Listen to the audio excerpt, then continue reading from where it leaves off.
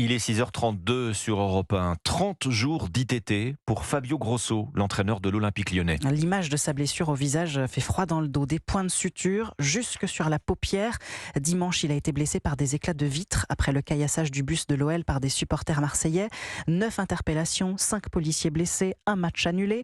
Pour le ministre de l'Intérieur, Gérald Darmanin, qui a mobilisé 500 policiers ce soir-là, la responsabilité incombe au club.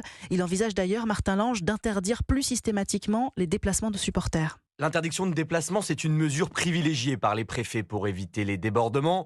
Dimanche soir, exceptionnellement, la préfecture des Bouches-du-Rhône avait autorisé 600 supporters lyonnais à venir au Vélodrome.